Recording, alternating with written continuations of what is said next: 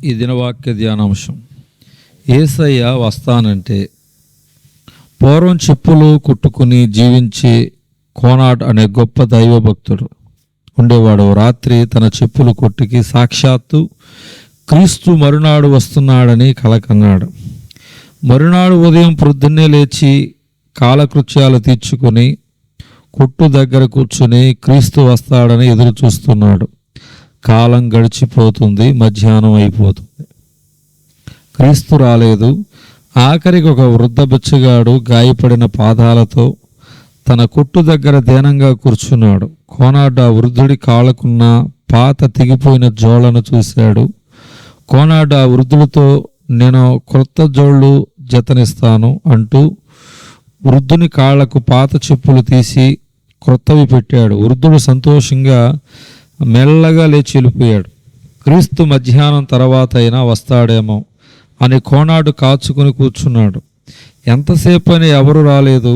కొంతసేపటికి ఒక ముసలమ్మ తల మీద ఒక బరువైన బుట్ట పెట్టుకుని వచ్చింది. ఆ ముసలమ్మ చాలా అలసిపోయింది, ఆయాసపడుతుంది, ఆకలితో బాధపడుతుంది. కోనాడు ఆ ముసలమ్మను లోపలికి తీసుకుని వచ్చి కడుపు నిండా క్రీస్తుకు తయారు చేసిన ఆహారం ఎంతో ఆప్యాయంగా పెట్టాడు. ముసలమ్మ అన్నం తిన్నది. కొంతసేపు విశ్రాంతి తీసుకుని సంతోషంగా వెళ్ళిపోయింది. సూర్యుడు అస్తమించాడు. దారి తప్పిపోయిన ఒక బాలుడు ఏడుస్తూ అతని కొట్టు దగ్గరికి వచ్చాడు. కోనాడు ఆ బాలుడిని దూరంలో ఉన్న వారి ఇంటికి తీసుకెళ్లి దిగబెట్టాడు. కోనాడు యేసయ్య తన దగ్గరకు రాలేదని దిగులుతో ఇంటికి తిరిగి వచ్చాడు. విచారంతో ఆలోచిస్తూ కాలం గడుపుతున్నాడు. మేకులు దిగగొట్టబడిన ఆ చేతులు ఒకసారి ముద్దు పెట్టుకుందామని ఎంతో ఆశించా. మేకులు దిగబడిన ఆ పాదాలను కన్నీళ్లతో కడుగుదామని అనుకున్నాను.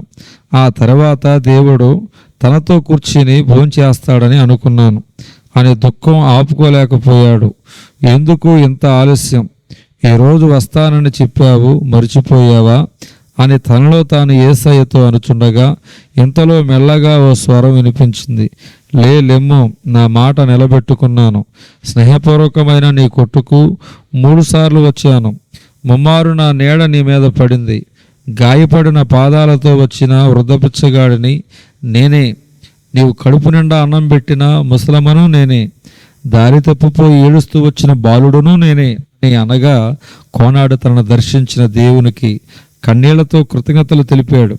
ప్రియ సహోదరి సహోదరుడా, దేవుడు ఇప్పుడు ఎవరి రూపంలో నిన్ను దర్శించునో తెలియదు కనుక నిత్యము క్రీస్తు ప్రేమను క్రియల్లో చూపించు. క్రైస్తవునిగా జీవించు. బహుశా ఈరోజే యేసయ్య నిన్ను దర్శించినేమో.